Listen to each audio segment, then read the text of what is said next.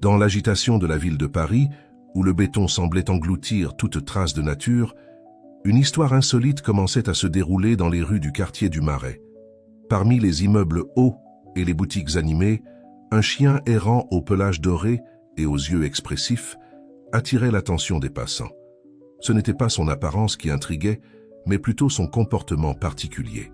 Chaque jour, à 10 heures précises du matin, le chien apparaissait au coin de la rue des Rosiers, portant une feuille verte et brillante dans sa gueule.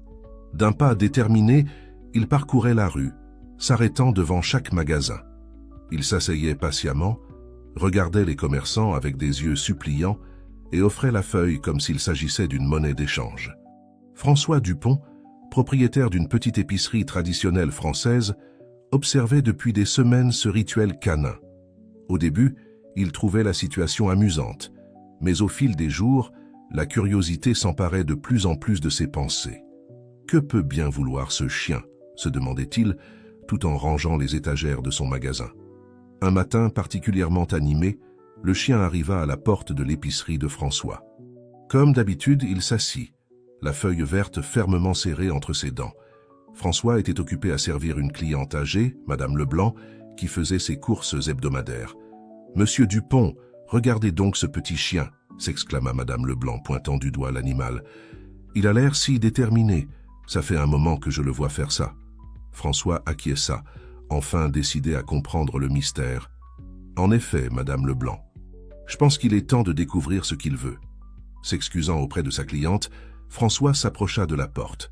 Le chien, en le voyant, se leva, remuant la queue avec espoir. François s'accroupit, tendant lentement la main pour ne pas effrayer l'animal. « Eh bien, mon grand, qu'est-ce que tu as là ?» demanda-t-il doucement. Le chien lâcha la feuille aux pieds de François, le regardant avec expectative. François prit la feuille, l'examinant attentivement. C'était une feuille d'arbre ordinaire, rien de spécial à première vue. À ce moment-là, un jeune étudiant qui passait dans la rue s'arrêta pour observer la scène. « Hé, monsieur !»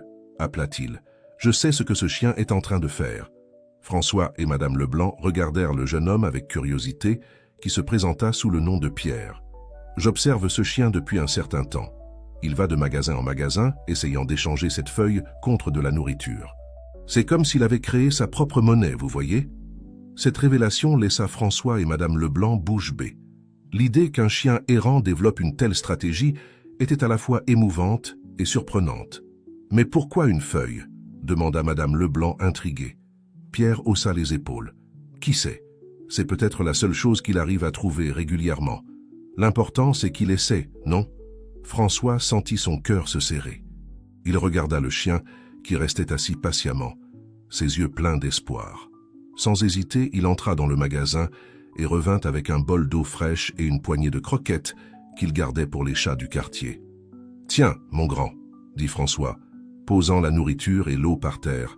« Ta feuille a porté ses fruits aujourd'hui. » Le chien remua frénétiquement la queue, se jetant sur la nourriture avec voracité.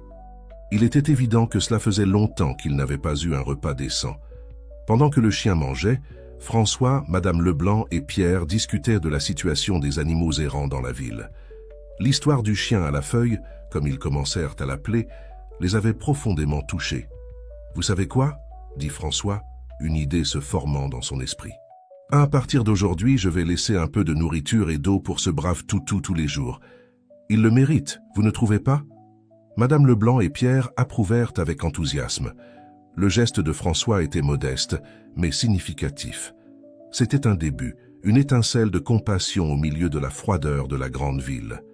Les jours suivants, le chien à la feuille continua sa routine, mais il avait maintenant un point d'arrêt fixe, l'épicerie de François.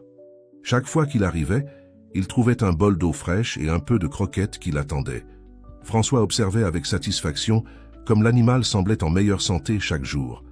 La nouvelle concernant le chien à la feuille et la bonté de François commença à se répandre dans le quartier. D'autres commerçants, inspirés par l'attitude de François, commencèrent également à laisser de la nourriture et de l'eau pour les animaux errants. Peu à peu, une petite révolution de compassion prenait forme dans le Marais. Mais l'histoire du chien à la feuille était loin d'être terminée. Un soir, alors que François fermait le magasin, il remarqua quelque chose de différent. Le chien était là, Mais il ne portait pas sa feuille habituelle. Au lieu de cela, il aboyait avec insistance, courant d'un côté à l'autre devant le magasin. « Qu'est-ce qu'il y a, mon grand ?» demanda François, inquiet de ce comportement inhabituel. Le chien aboya encore une fois et commença à courir dans la rue, s'arrêtant pour regarder en arrière, comme s'il voulait que François le suive. Intrigué et un peu appréhensif, François décida de suivre l'animal. Alors qu'ils marchèrent dans les rues de plus en plus sombres du quartier, François se demandait où ils allaient et ce que le chien voulait lui montrer.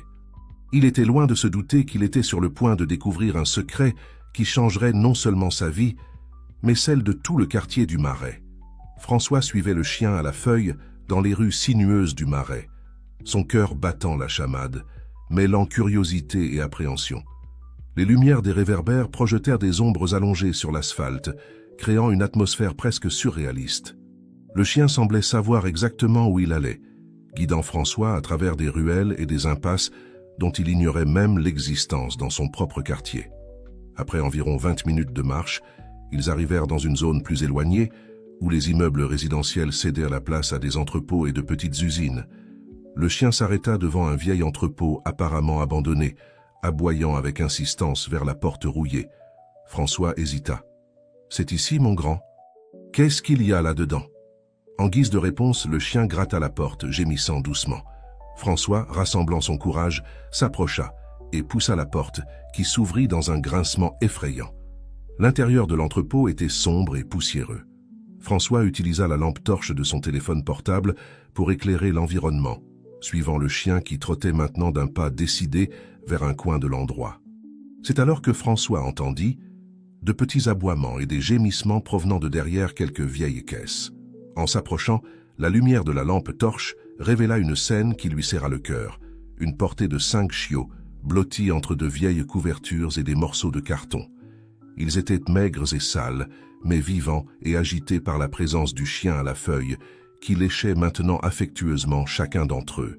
« Mon Dieu !» murmura François, comprenant enfin. « Tu es papa ?» ou « maman ?» En examinant de plus près, François réalisa que le chien à la feuille était en réalité une chienne. Elle le regarda avec des yeux suppliants, comme si elle implorait de l'aide. Sans réfléchir à 2 fois, François enleva sa veste et commença à rassembler les chiots. « Ne t'inquiète pas, ma belle. On va vous sortir de là. » Les bras chargés de chiots et la chienne le suivant de près, François refit le chemin vers son épicerie. La nuit était déjà bien avancée quand ils arrivèrent enfin et les rues étaient pratiquement désertes. François improvisa un petit coin douillet à l'arrière du magasin, utilisant de vieilles caisses et des couvertures. Il mit de l'eau fraîche et un peu de croquettes ramollies pour la mère et les chiots. Épuisé mais le cœur plein, il s'assit sur le sol du magasin, observant la petite famille canine s'installer. « Et maintenant ?» se demanda-t-il à voix haute. « Qu'est-ce que je vais faire de vous ?» Le lendemain matin, la nouvelle des chiens secourus se répandit rapidement dans le quartier.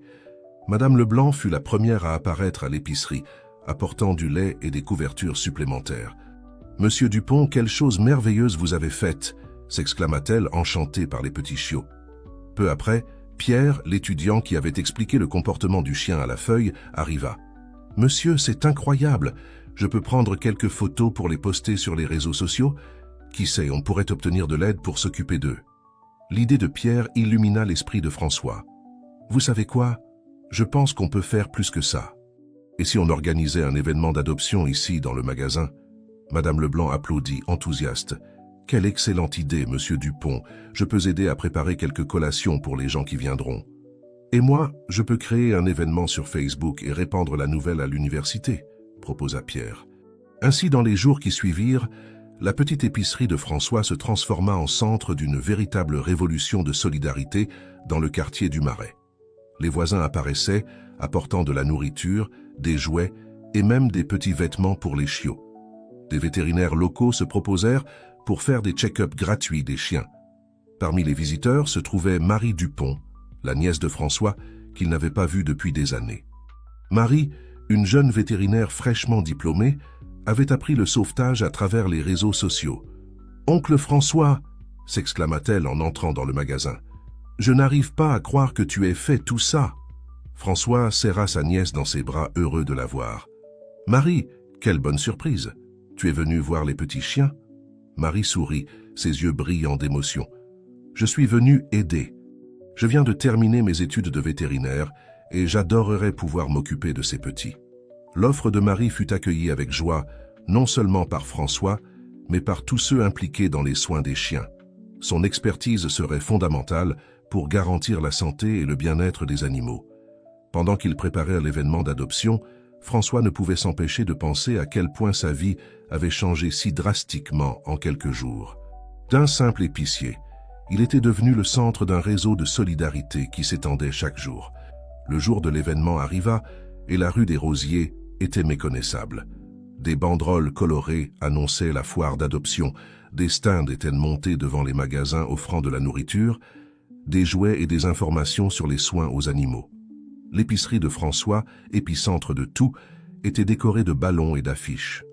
Les 5 chiots, maintenant en bonne santé et joueurs, étaient les stars du spectacle. Des familles entières s'agglutinaient pour les voir, beaucoup se portant déjà candidates pour les adopter. Au milieu de l'agitation, François remarqua la chienne à la feuille assise calmement, observant tout avec ce qui semblait être un regard de satisfaction. Il s'accroupit à côté d'elle, caressant ses oreilles. « Regarde ce que tu as commencé, ma belle, » dit-il doucement. Qui aurait cru qu'une simple feuille pourrait changer tant de vies? À ce moment-là, François eut une épiphanie. Ce n'était pas la fin d'un voyage, mais le début de quelque chose de beaucoup plus grand. Le quartier du Marais s'unissait d'une manière qu'il n'avait jamais vue auparavant. Tout cela à cause d'un chien et de sa feuille. Alors qu'il observait la scène devant lui, des gens riant, des enfants jouant avec le chiot, des voisins discutant avec animation, François sentit une vague d'émotion l'envahir. Quelque chose était en train de naître ici, quelque chose qui allait bien au-delà de l'adoption de quelques chiens errants, mais François était loin de se douter que les événements de ce jour ne seraient que le prélude à une série d'événements qui allaient secouer non seulement le quartier du Marais, mais toute la ville de Paris. La chienne à la feuille avait planté une graine de changement, et elle commençait tout juste à germer. Le succès de l'événement d'adoption à l'épicerie de François Dupont eut un retentissement bien au-delà des frontières du quartier du Marais. Dans les semaines qui suivirent, l'histoire de la chienne à la feuille et de ses chiots devint virale sur les réseaux sociaux, attirant l'attention des journalistes, des activistes et des politiciens locaux. Marie, la nièce de François, devint une figure centrale de ce mouvement grandissant. Sa passion pour la cause animale, combinée à ses connaissances techniques en tant que vétérinaire, fit d'elle une porte-parole naturelle pour la toute nouvelle Association des Amis des Animaux du Marais. Par un après-midi ensoleillé, Marie était dans l'épicerie discutant des prochaines étapes avec François, lorsqu'une femme élégante et bien habillée entra dans le magasin. C'était Élise Moreau, une conseillère municipale connue pour son travail dans les causes sociales. « Bonjour », salua Élise, regardant autour d'elle avec intérêt. « C'est ici le fameux endroit du miracle de la feuille, n'est-ce pas ?» François et Marie échangèrent un regard surpris par cette visite inattendue. « Oui, c'est bien ici », répondit François, tendant la main. « Je suis François Dupont, le propriétaire de l'épicerie. » Élise sourit, serrant la main de François. « C'est un plaisir de vous rencontrer, monsieur Dupont. Ce que vous avez fait ici est vraiment inspirant. Je suis venu personnellement pour voir s'il y a quelque chose que la mairie peut faire pour soutenir cette initiative. » L'offre d'Élise ouvrait un monde de possibilités. Dans les heures qui suivirent, elle, François et Marie discutèrent d'idées ambitieuses, de la création d'un refuge municipal pour animaux, au programme de stérilisation gratuite et d'éducation sur la possession responsable dans les écoles du quartier. Pendant ce temps, à l'extérieur de l'épicerie, la vie suivait son cours. La chienne à la feuille, maintenant appelée Espoir par les habitants du quartier, se promenait tranquillement sur le trottoir, recevant des caresses et des friandises des passants. Elle était devenue une célébrité locale, symbolisant la transformation que le quartier était en train de vivre. Cependant, tous ne voyaient pas d'un bon œil les changements qui se produisaient. Antoine Leroy, un homme d'affaires local et propriétaire de plusieurs biens dans la région, observait le mouvement dans l'épicerie de François avec une expression renfrognée. « Ça va dévaloriser mes propriétés », grommela-t-il à son assistant, Luc. « Une bande de chiens errants qui courent partout. Il faut qu'on fasse quelque chose. » Luc, un jeune homme fraîchement diplômé en gestion, semblait mal à l'aise. « Mais patron, les gens semblent apprécier. » Peut-être pourrions-nous voir cela comme une opportunité d'améliorer l'image du quartier. Antoine lança un regard fulminant à Luc. Une opportunité? La seule opportunité que je vois, c'est celle des problèmes. Je veux que tu découvres tout ce que tu peux sur ce François Dupont et cette association qu'ils sont en train de former. Il doit y avoir quelque irrégularité là-dedans. Pendant qu'Antoine complotait dans l'ombre, l'association des Amis des Animaux du Marais gagnait de plus en plus de force.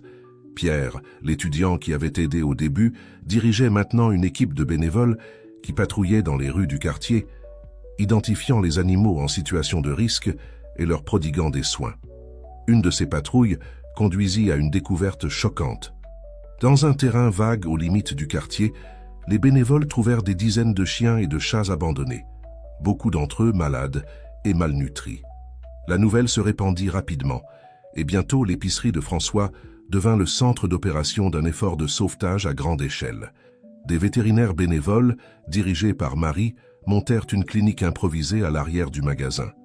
Les habitants apparaissaient à tout moment, apportant de la nourriture, des couvertures, et se proposant pour adopter ou accueillir temporairement les animaux.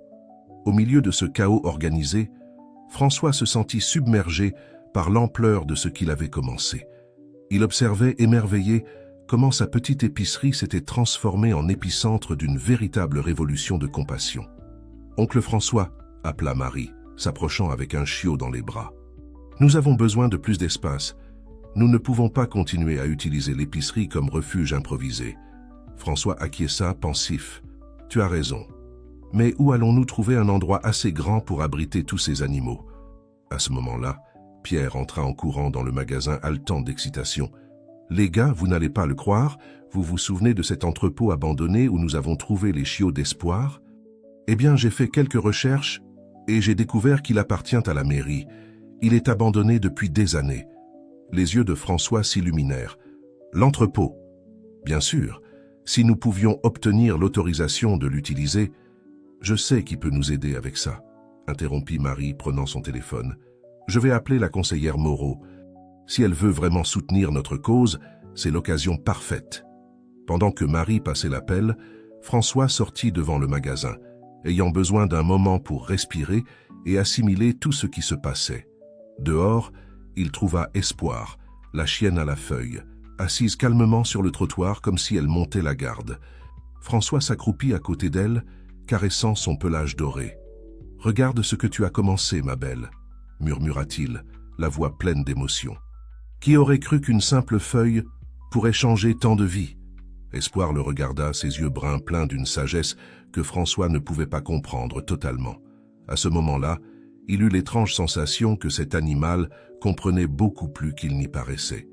Soudain, un cri de joie vint de l'intérieur du magasin.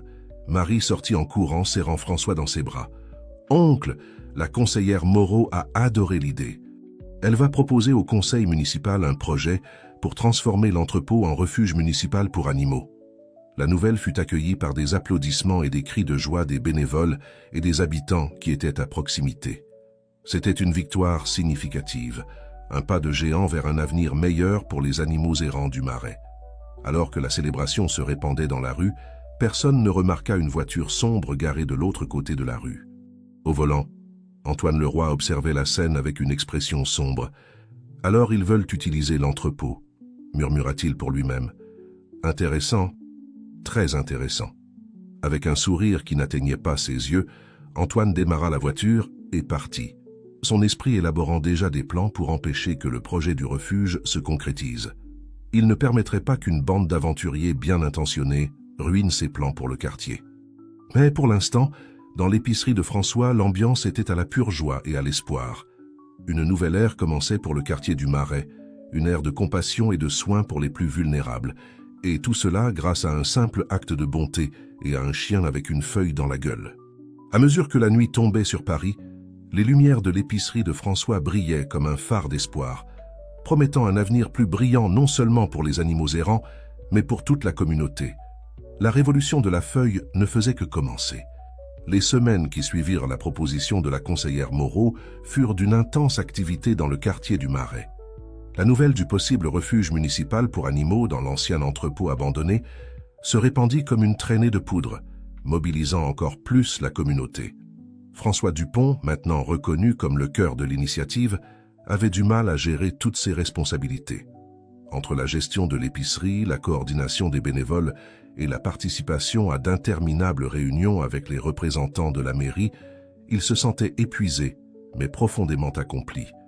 Un après-midi particulièrement agité, alors que François organisait des dons de croquettes à l'arrière du magasin, il fut surpris par une voix familière.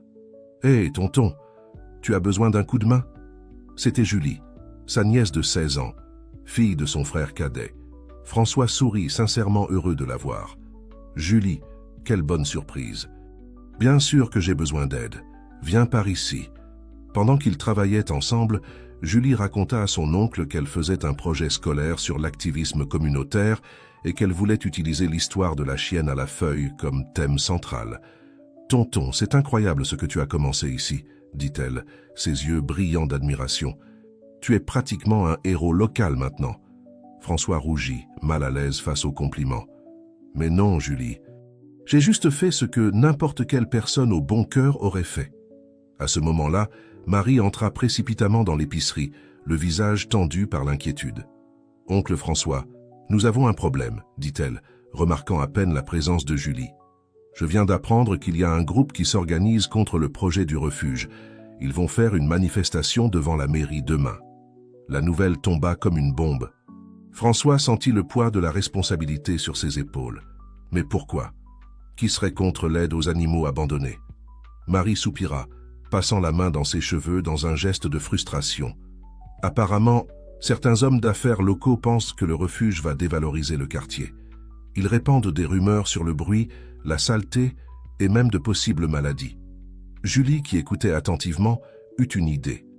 Et si nous faisions notre propre manifestation? Nous pourrions utiliser les réseaux sociaux pour mobiliser les gens. François et Marie se regardèrent, surpris par la suggestion de la jeune fille. « Tu sais que ce n'est pas une mauvaise idée ?» dit Marie, sortant déjà son téléphone. « Je vais appeler Pierre, il est excellent avec ces choses d'Internet. » Pendant que Marie passait l'appel, François remarqua Espoir, la chienne à la feuille, assise près de la porte de l'épicerie, comme si elle écoutait la conversation.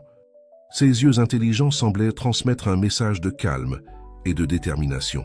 « Ne t'inquiète pas, ma belle, » murmura François. « Nous n'allons pas abandonner maintenant. » Le lendemain, la mairie de Paris fut le théâtre d'un affrontement surprenant. D'un côté, un groupe d'hommes d'affaires et de résidents opposés au projet, mené par nul autre qu'Antoine Leroy. De l'autre, une foule colorée et bruyante de partisans du refuge, beaucoup d'entre eux accompagnés de leurs animaux de compagnie. François, Marie et Julie étaient au cœur de l'action, distribuant des tracts et parlant aux gens. Espoir, la chienne à la feuille, attirait une attention particulière, beaucoup voulant prendre des photos avec la célébrité canine locale. La conseillère Moreau arriva peu après, visiblement émue par la mobilisation. « C'est incroyable !» s'exclama-t-elle en s'approchant de François. « Je n'ai jamais vu autant de gens réunis pour une cause animale dans la ville. » Pendant que la session du conseil municipal se déroulait à l'intérieur du bâtiment, la tension à l'extérieur était palpable. À un moment donné, Antoine Leroy s'approcha de François, un faux sourire aux lèvres. « Eh bien, si ce n'est pas le fameux héros des chiens errants, » dit-il, le ton de sa voix chargé de sarcasme. « Profitez de votre célébrité tant que vous le pouvez, Dupont. Ce petit projet ne durera pas longtemps. » Avant que François ne puisse répondre, Julie se plaça entre eux, regardant Antoine avec détermination. « Vous vous trompez, monsieur, » dit-elle, la voix ferme malgré son nervosisme évident. « Ce que mon oncle a commencé est bien plus grand que ce que vous pouvez imaginer. Il s'agit de compassion, de communauté et de faire ce qui est juste. » Antoine sembla momentanément décontenancé par l'intervention de l'adolescente, mais il se reprit rapidement. Avec un dernier regard de mépris, il s'éloigna vers son groupe de partisans. L'après-midi avançait et l'anxiété augmentait. Finalement, après ce qui sembla une éternité, la conseillère Moreau sortit du bâtiment, son visage un masque de neutralité professionnelle. La foule se tut, attendant anxieusement la nouvelle. Élise prit un mégaphone et s'adressa aux personnes présentes. « Citoyens de Paris, après un débat intense, j'ai le plaisir d'annoncer que le projet de création du refuge municipal pour animaux du Marais a été approuvé. » L'explosion de joie fut immédiate. Des cris, des applaudissements et des aboiements se mêlèrent en une symphonie de célébration. François se retrouva enveloppé dans une étreinte collective avec Marie, Julie et plusieurs bénévoles, des larmes de bonheur coulant sur son visage. Au milieu de la célébration, François remarqua Antoine Leroy s'éloignant rapidement, le visage déformé par la colère. Pendant un instant, leurs regards se croisèrent et François sentit un frisson. Quelque chose lui disait que cette bataille était gagnée, mais que la guerre était loin d'être terminée.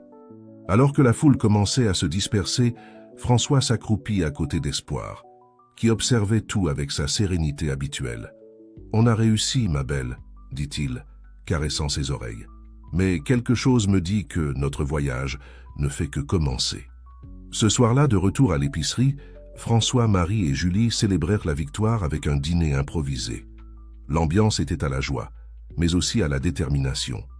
Ils savaient que transformer le projet approuvé en réalité serait un défi encore plus grand. « Tonton, » dit Julie, tout en aidant à faire la vaisselle, « je pense que j'ai trouvé ma vocation. Je veux étudier la médecine vétérinaire, comme Marie. Je veux faire la différence, comme toi. » François sentit sa poitrine se gonfler de fierté. « Je suis sûr que tu y arriveras, ma chérie. Le monde a besoin de plus de gens comme toi. » Pendant ce temps, de l'autre côté de la ville, dans un bureau luxueux, Antoine Leroy passait un appel téléphonique, son visage un masque de détermination froide. « Allô, maître Dubois, c'est Antoine Leroy. Vous vous souvenez de cette affaire dont nous avons discuté? Eh bien, je pense qu'il est temps de mettre notre plan en action. Le quartier du Marais a besoin d'une rénovation. » Alors que la nuit tombait sur Paris, deux forces opposées se préparaient à un affrontement qui promettait d'ébranler les structures du quartier du Marais. D'un côté, le rêve d'un refuge pour les animaux abandonnés. De l'autre, un projet obscur de rénovation urbaine. Et au centre de tout cela, un simple commerçant et une chienne avec une feuille dans la gueule, symbole improbable d'une révolution de compassion qui ne faisait que commencer. L'aube apporta une nouvelle énergie au quartier du Marais. La nouvelle de l'approbation du projet de refuge municipal pour animaux se répandit rapidement, remplissant les rues d'un optimisme contagieux. Cependant, pour François Dupont et son équipe, le travail ne faisait que commencer. L'épicerie de François, maintenant affectueusement surnommée le quartier général de l'espoir par les habitants, bouillonnait d'activité. Des bénévoles entraient et sortaient, transportant des fournitures et des documents. Au centre de tout cela, Marie coordonnait les efforts avec l'efficacité d'un général sur un champ de bataille. « Oncle François », appela-t-elle, tenant une pile de papier, « nous devons commencer à planifier la rénovation de l'entrepôt. La mairie va libérer l'espace dans 2 semaines et nous avons beaucoup de travail devant nous. » François acquiesça, sentant le poids de la responsabilité. « Tu as raison, Marie. Mais comment allons-nous obtenir la main-d'œuvre et les matériaux? Nos ressources sont limitées. » À ce moment-là, Pierre entra dans le magasin, accompagné d'un homme d'âge moyen, vêtu d'une combinaison de travail. « Les amis, voici Monsieur Martin, » présenta Pierre en souriant. « Il est chef de chantier et s'est proposé pour diriger la rénovation de l'entrepôt. Et le meilleur, il va tout faire bénévolement. » Monsieur Martin tendit sa main calleuse à François. « C'est un plaisir, Monsieur Dupont. Ma fille a adopté l'un des chiots d'espoir et cela a changé nos vies. Je veux rendre l'appareil d'une manière ou d'une autre. » L'arrivée de Monsieur Martin fut comme une injection d'énergie pour l'équipe. Bientôt, il était penché sur les plans de l'entrepôt avec Marie et François, discutant des meilleures façons d'adapter l'espace pour les animaux. Pendant ce temps, de l'autre côté de la ville, Antoine Leroy se réunissait avec un groupe sélect d'hommes d'affaires et de politiciens dans son bureau luxueux. « Messieurs, » commença-t-il, sa voix grave résonnant dans la pièce, « le projet de ce refuge pour animaux n'est que le début. Si nous n'agissons pas maintenant, nous aurons bientôt le quartier du Marais transformé en un grand chenil à ciel ouvert. » Maître Dubois, un avocat connu pour ses méthodes peu orthodoxes, se pencha en avant. « Et que suggérez-vous, Antoine ?» Le roi sourit, une lueur malicieuse dans les yeux. « J'ai un plan pour déstabiliser ce projet, mais j'aurai besoin de la collaboration de vous tous. » De retour au Marais, les jours passèrent dans un tourbillon d'activités. La communauté se mobilisa de manière surprenante. Des magasins de matériaux de construction offraient des remises. Des restaurants locaux se relayaient pour nourrir les bénévoles. Et même un architecte renommé se proposa pour redessiner gratuitement l'intérieur de l'entrepôt. Julie, la nièce de François, devint un élément clé de l'équipe. Son habileté avec les réseaux sociaux attira l'attention des médias locaux. Et bientôt, l'histoire du refuge et de la chienne à la feuille faisait la une des journaux de la ville. Un après-midi particulièrement chargé, alors que François organisait des dons dans l'épicerie, il fut surpris par l'arrivée de Luc, le jeune assistant d'Antoine Leroy. « Monsieur Dupont, » dit Luc, visiblement nerveux, « puis-je vous parler en privé ?» Intrigué, François emmena Luc à l'arrière du magasin. Le jeune homme semblait lutter intérieurement avant de finalement parler. « Monsieur Dupont, je suis venu vous avertir. Monsieur Leroy, il prépare quelque chose pour saboter le projet du refuge. Je ne sais pas exactement quoi, mais j'ai entendu des conversations. C'est quelque chose de gros et ça va se produire bientôt. » François sentit un frisson dans le dos. « Pourquoi me dites-vous cela, Luc ?» Le jeune homme baissa les yeux. « Parce que ce que vous faites ici est important. Et je ne peux plus rester du mauvais côté de cette histoire. » Avant que François ne puisse répondre, ils entendirent un tumulte venant de l'avant du magasin. En arrivant là-bas, ils se trouvèrent face à une scène choquante. Espoir, la chienne à la feuille, était étendue sur le trottoir, tremblante et gémissant de douleur. « Que s'est-il passé ?» cria François, courant vers l'animal. Une vieille dame, les larmes aux yeux, répondit « C'était horrible. Une voiture est passée à toute vitesse et a failli l'écraser. Elle a sauté sur le côté, mais je pense qu'elle s'est blessée. » Marie, qui venait d'arriver, était déjà au téléphone. « J'appelle un vétérinaire d'urgence. Oncle François, nous devons la rentrer. » Avec précaution, François et Pierre portèrent Espoir à l'intérieur de l'épicerie. L'ambiance festive de quelques minutes auparavant s'était transformée en une atmosphère de tension et d'inquiétude. En attendant le vétérinaire, François ne pouvait s'empêcher de penser aux paroles de Luc. Cet accident faisait-il partie du plan de Leroy? En regardant Espoir, symbole vivant de tout ce qu'ils avaient accompli jusqu'ici, François sentit une détermination renouvelée. « Nous n'abandonnerons pas, » murmura-t-il, caressant doucement la tête de la chienne. « Peu importe ce qui arrive, nous lutterons jusqu'au bout. » Le vétérinaire arriva en un temps record, examinant Espoir avec attention. Après quelques minutes tendues, il se tourna vers le groupe anxieux. « Elle a eu beaucoup de chance, il n'y a pas de fracture, juste quelques contusions. Avec du repos et des soins, elle ira bien dans quelques jours. » Un soupir collectif de soulagement résonna dans le magasin. Marie serra son oncle dans ses bras, les larmes coulant enfin. « C'était un avertissement, tonton, » dit-elle, la voix tremblante. « Nous devons être plus prudents. » François acquiesça, son esprit travaillant rapidement. « Tu as raison. Et je pense qu'il est temps que nous prenions des mesures plus proactives. » Ce soir-là, après avoir fermé l'épicerie, François réunit un petit groupe chez lui. Marie, Pierre, Julie, et à la surprise de tous, Luc. « Ce qui est arrivé aujourd'hui à Espoir n'était pas une coïncidence, » commença François, sa voix grave. « Nous avons un ennemi puissant, et il est prêt à tout pour nous arrêter. » Luc, toujours visiblement mal à l'aise, ajouta « Monsieur Leroy a des connexions dans toute la ville, des politiciens, des hommes d'affaires, même certains membres de la police. » Un silence pesant tomba sur le groupe. Ce fut Julie qui finalement le brisa. « Et que va-t-on faire? On ne peut pas abandonner maintenant. » François sourit, une lueur déterminée dans les yeux. « Non, on ne peut pas, et on ne va pas. Mais nous devons être intelligents. Luc, êtes-vous prêt à nous aider de l'intérieur ?» Le jeune assistant hésita un moment, puis acquiesça fermement. « Je le suis. J'en ai assez d'être du mauvais côté de l'histoire. »« Parfait, » dit François, « parce que j'ai un plan. Un plan qui va non seulement sauver le refuge, mais aussi exposer Leroy et son groupe une fois pour toutes. » À mesure que la nuit avançait, le petit groupe élaborait des stratégies, distribuait des tâches et se préparait pour ce qui promettait d'être la plus grande bataille de leur vie. Dehors, les étoiles brillaient sur le quartier du Marais, témoin silencieux d'une révolution qui était sur le point d'ébranler les structures du pouvoir de la ville. Et dans un coin de la pièce, allongée dans son panier improvisé, Espoir dormait tranquillement, inconsciente du tourbillon qui se formait autour d'elle, mais d'une certaine manière, au cœur de tout cela. Le soleil venait à peine de se lever lorsque François Dupont ouvrit les portes de son épicerie. Les derniers jours avaient été un tourbillon d'émotions et d'événements, mais il savait que le véritable défi ne faisait que commencer. Avec Espoir en convalescence et le plan contre Antoine Leroy en cours, chaque mouvement devait être calculé avec précision. Marie arriva peu après, portant une pile de documents. Bonjour, tonton. J'ai passé la nuit à revoir les contrats de la mairie pour le refuge. Il y a quelque chose d'étrange ici. François fronça les sourcils, examinant les papiers que sa nièce lui tendait. Qu'as-tu trouvé? Regarde cette clause ici, pointa Marie. Elle dit que le terrain peut être repris par la mairie à tout moment, sans préavis en cas de nécessité urbaine urgente. Ce n'était pas dans l'accord original. La découverte de Marie était préoccupante, mais pas surprenante. C'était exactement le genre de manœuvre qu'ils attendaient de Leroy et de ses alliés. François soupira, se massant les tempes. Nous devons parler à la conseillère Moreau. Elle doit être au courant de cela.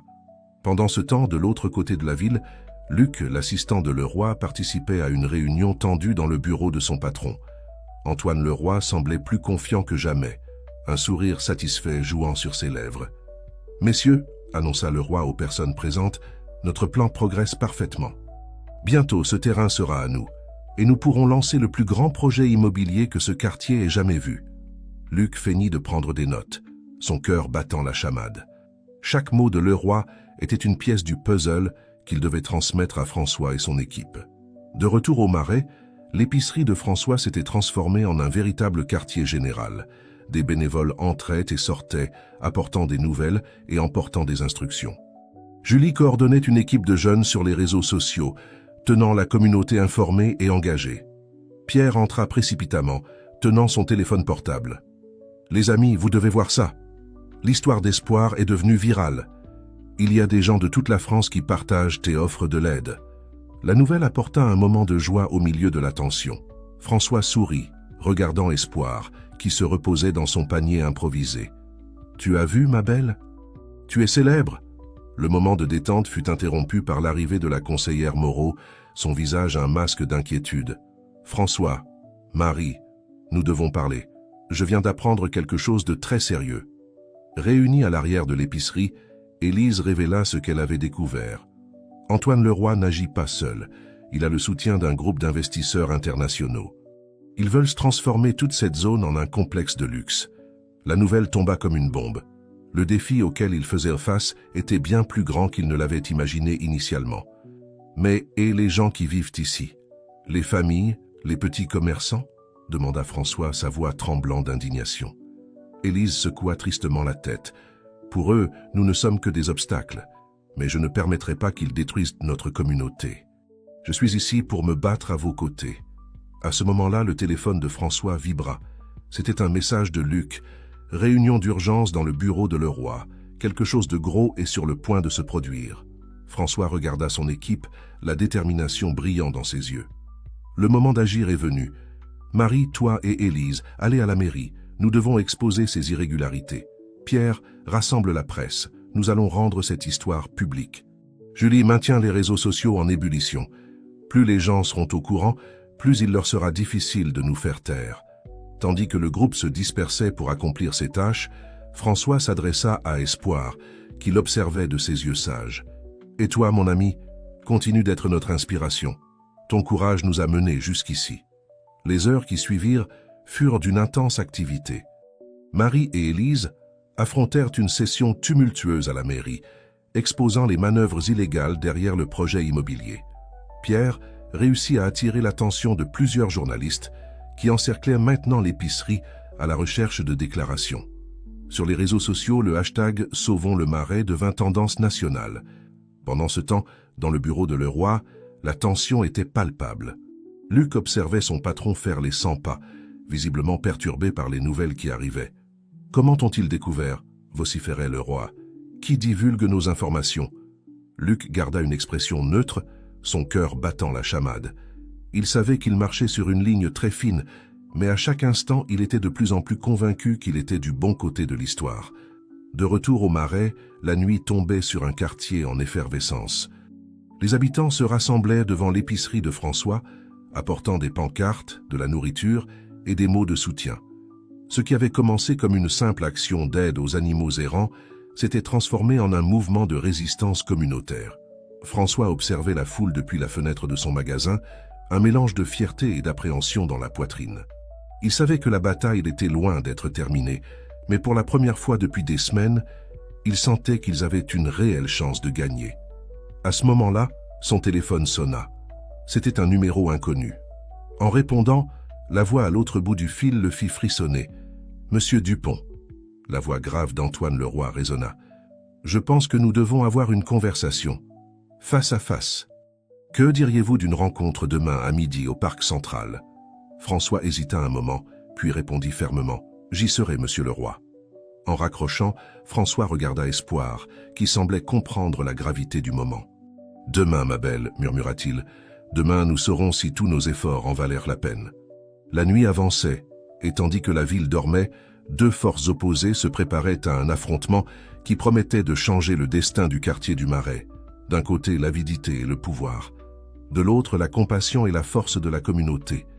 Et au centre de tout cela, un simple commerçant et une chienne avec une feuille dans la gueule, symboles improbables d'une révolution qui était sur le point d'atteindre son paroxysme.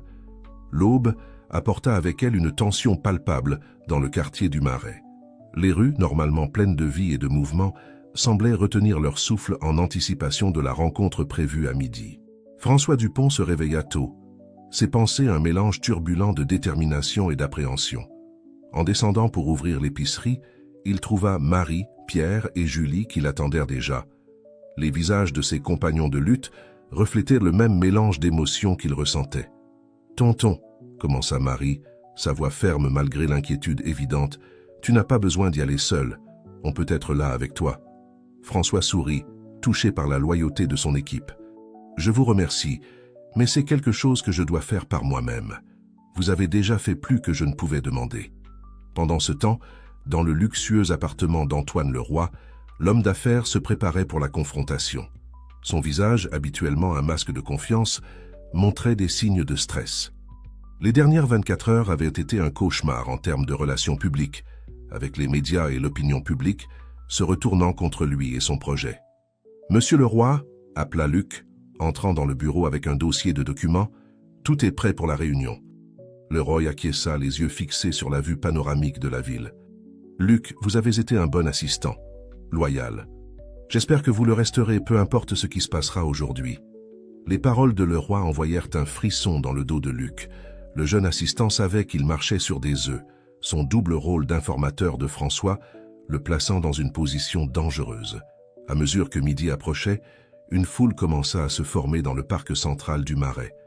Habitants, bénévoles et même journalistes s'agglutinaient, tous anxieux d'assister à la rencontre qui pourrait décider de l'avenir du quartier.